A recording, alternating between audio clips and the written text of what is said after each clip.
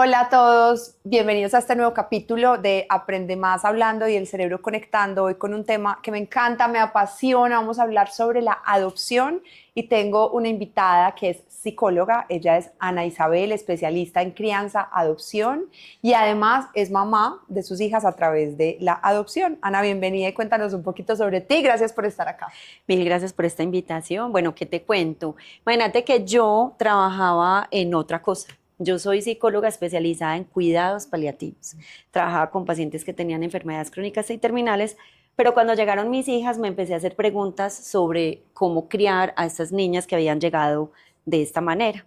Entonces fui metiéndome en ese cuento, estudiando un poco sobre trauma, sobre apego y decidí acompañar otras familias. Entonces tengo una marca que se llama Conectarte Adopción Consciente y de ahí también surgió una comunidad donde acompañamos personas que están en proceso de adopción o que ya están con sus hijos y adicionalmente hay profesionales e hijos adultos que llegaron a su familia a través de la adopción. Qué lindo, o sea que fueron tus hijas las que te llevaron por este camino también desde lo profesional. Exacto, me Maravilloso eso. inspiraron. Ana, ¿por qué hay tantos mitos alrededor de la adopción? ¿Qué crees que ocurre en el mundo actual que hace que muchas personas incluso digan, no puedo tener hijos, quisiera ser mamá, pero prefiero no adoptar? Yo pienso que los temas que son tabú o que tienen mitos son aquellos temas de los cuales no hablamos abiertamente, pero de los cuales igual nos hacemos preguntas y las resolvemos como podemos. Entonces, en otra época, no, o no era bien visto o no se sabía cómo comunicar que uno como que llevaba a su casa un niño o una niña, casi siempre era un bebé en esa época, que no había nacido. Entonces era algo que se ocultaba, ¿cierto? O no se hablaba del tema. Entonces, claro, venimos arrastrando esos mitos hasta la actualidad, aunque ahora, como se habla un poquito más abierto, ya se han ido despejando. Ujú. Ana, hay algo que generalmente uno escucha en las personas que quisieran adoptar, pero que tienen temor sobre el tema genético, y es que dicen, tengo temor porque no sé cuáles van a ser los genes, de qué familia provienen esos genes, entonces mucha gente se detiene en ese punto. ¿Qué tienes para decirnos sobre esto? Dos cosas. Una, bueno, yo creo que cualquier mamá, sea biológica o adoptiva, se preguntará cómo será la salud de su hijo, cómo lo puede acompañar para que esté lo mejor posible. Entonces, el hecho de no tener esa información o no tenerla clara, pues puede asustar.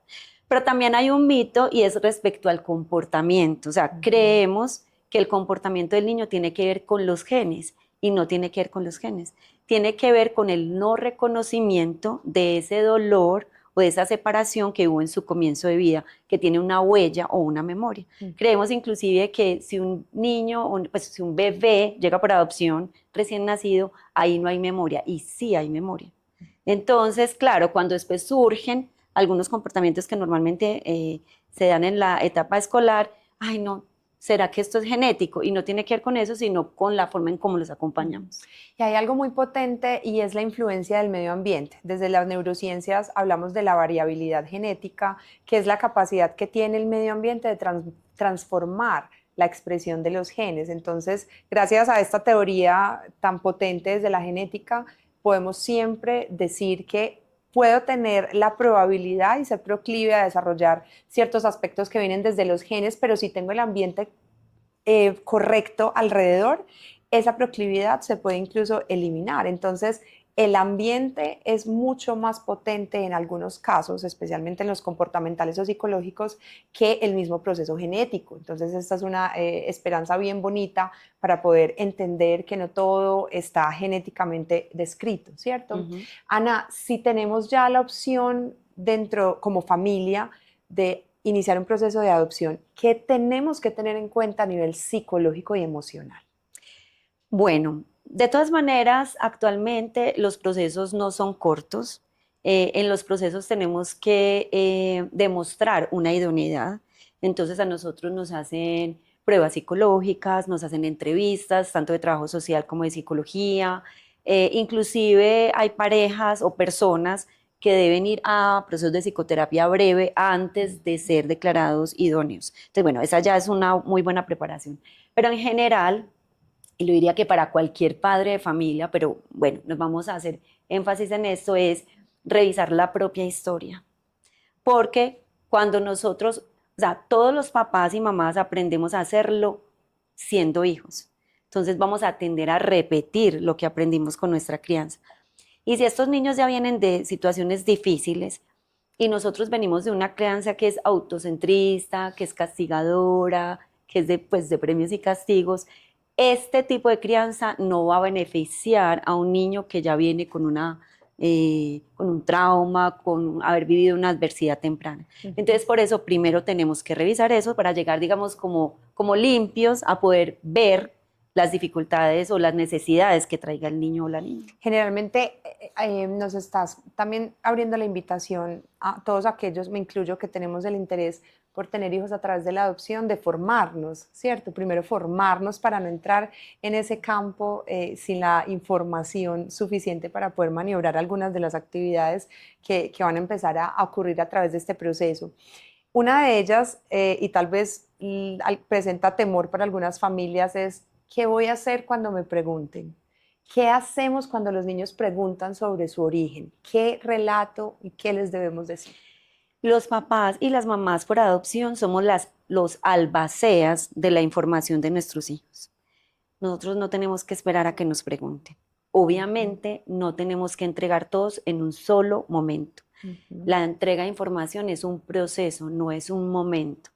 Entonces, por ejemplo, con mis hijas empezamos hablando de que habían unos niños que llegaban desde la barriguita, otros desde el corazón. Después les expliqué que unos se llamaban hijos adoptivos, que otros se llamaban hijos biológicos. Después les expliqué que habían nacido de otra persona. Eso puede dar dolor, pero estamos acompañando y explicando cómo fue que nos encontramos y así sucesivamente. Igual hay otra cosa que es importante y es que esta conversación hay que revisarla a través del tiempo. Vos sabés, por neurodesarrollo y todo, que no es lo mismo hablar con un niño de 3 años que hablar con uno de 12. Entonces, lo que significó para el niño de 3 no es lo que significa para el de 12. Entonces, por eso tenemos que ir acompañando la evolución de la comprensión de esa información.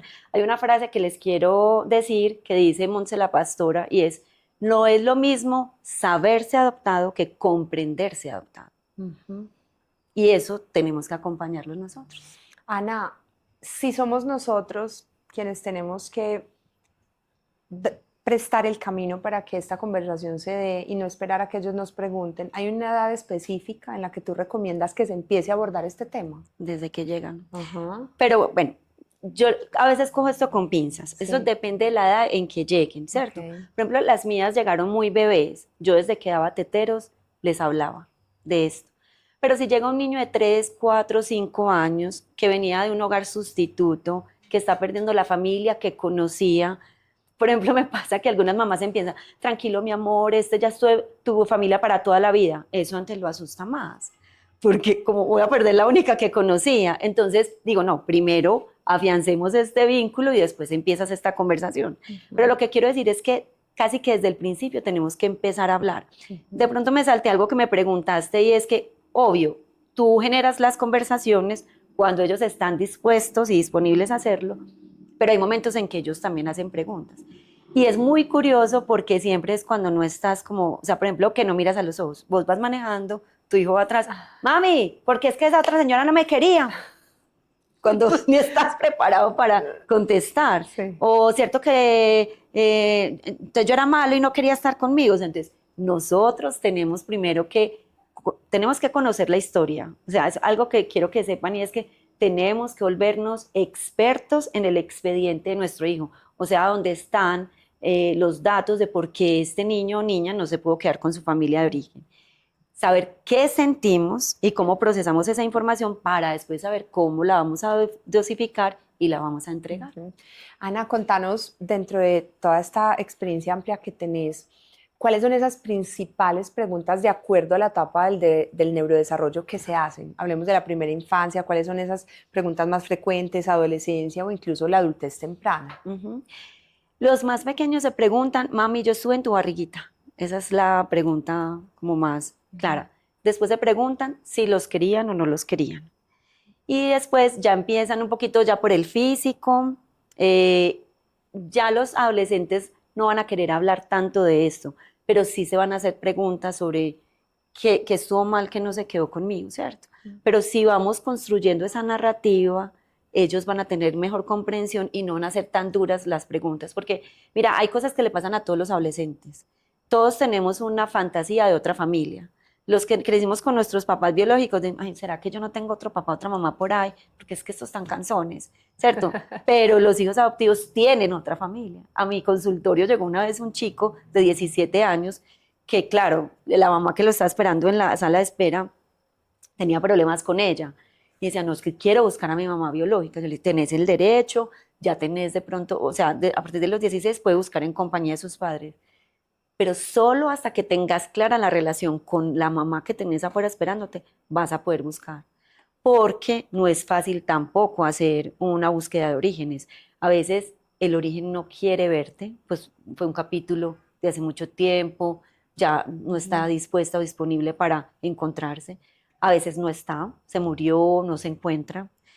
O a veces lo que encontrás es opuesto a lo que tenés en tu cabeza, entonces hay que estar muy bien preparado. Inclusive si vas a hacer búsqueda de orígenes, debería ser con un intermediario, no directamente.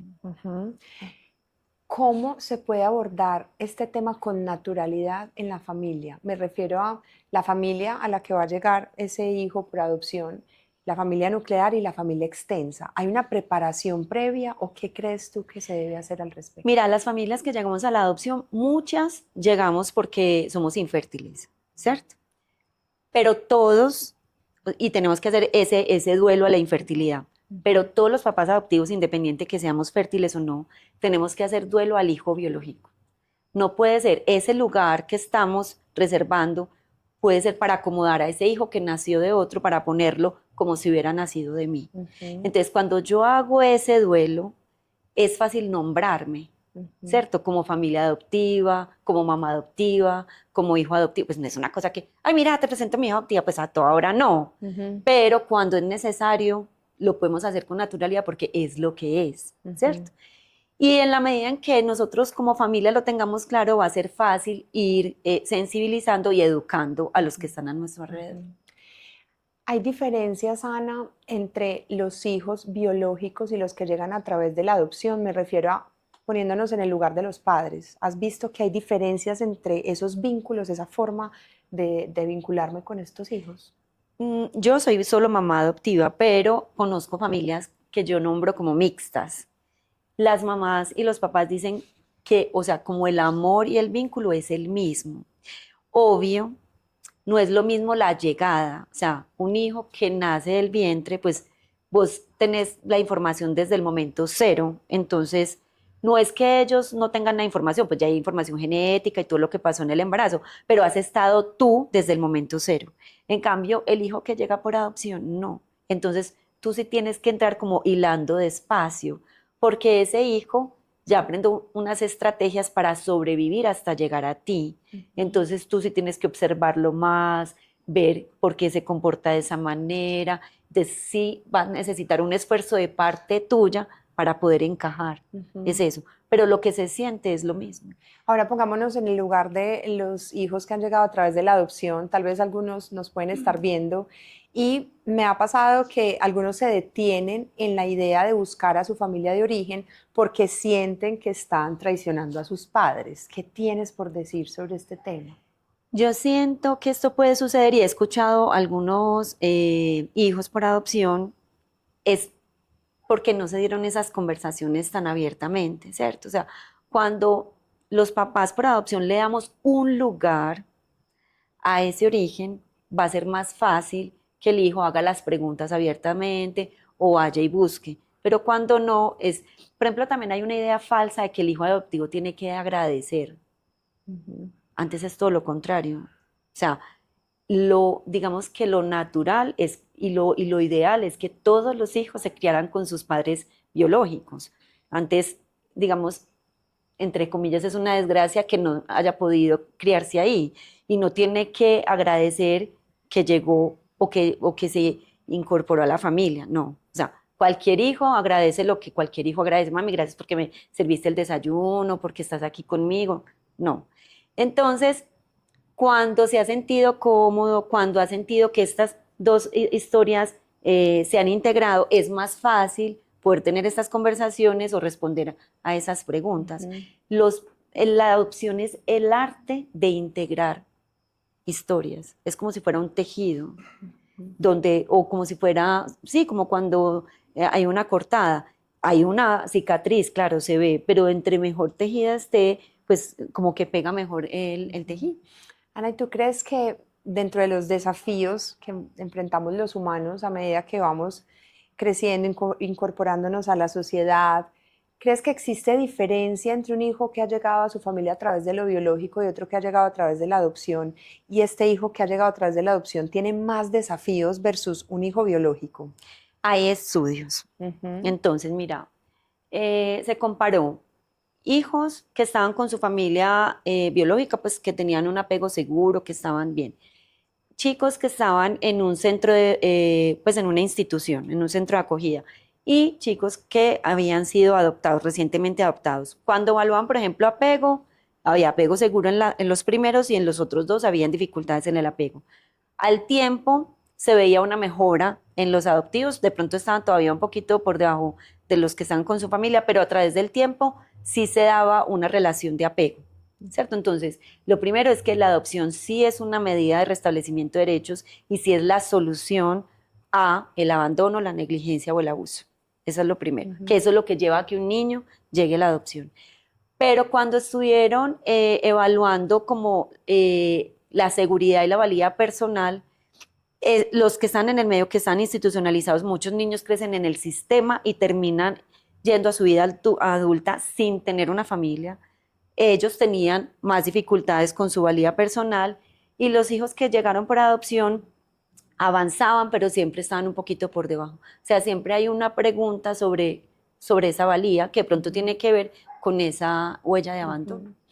Ana, y poniéndonos en el papel de una familia interesada en iniciar el proceso de adopción, ¿tú crees que debería existir una razón común para iniciar un proceso de adopción? ¿Que todas las familias deberíamos, por ejemplo, pensar en un tema altruista o crees que existiría ese objetivo como que nos Esa es transversaliza? la última, o sea, esa Ujú. es la que no. Esa es la que no. El que llegue Ujú. con eso ya es descartado. Ujú. Porque mira, cuando vos querés hacer un voluntariado, cuando vos querés, eso lo haces cuando estás motivado, cuando estás disponible. Pero un hijo es para toda la vida. Entonces, la primera razón es quiero ser papá o mamá. Ujú. Es eso. No es quiero hacerle el bien a un niño, no. Ujú. Es tiene que ser un poquito egoísta, quiero ser papá o mamá. Y en el proceso terminamos de entender que lo que estamos haciendo es volviéndonos voluntarios a una medida de restablecimiento de derechos y Ujú. que eso tiene unas implicancias, pues nos implica de cierta manera.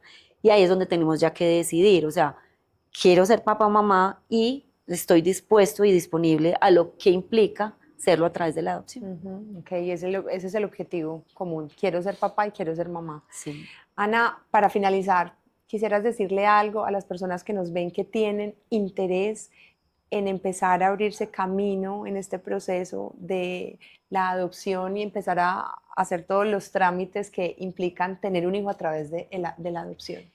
Que debe ser una decisión tomada a conciencia. Y empezamos y terminamos con esto. O sea, hay muchos mitos y hay muchas ideas en la calle. Conozcan familias adoptivas. Si estás en Colombia, visita la página Bienestar Familiar donde está el lineamiento técnico de adopción. O sea, entiende y ahí decides, sí, esto es para mí o no es para mí, pero no desde las voces de personas que están desinformadas y que te están diciendo lo que piensan y no lo que es real. Ujú. Maravilloso nutrirnos de la comunidad y nutrirnos también de especialistas como Ana, que tienen toda la información para podernos brindar algo de categoría que nos pueda generar, derrocar todos estos mitos y atravesar el miedo natural que puede llevar cualquier proceso de maternidad o paternidad. Gracias por habernos acompañado y nos vemos en un próximo episodio.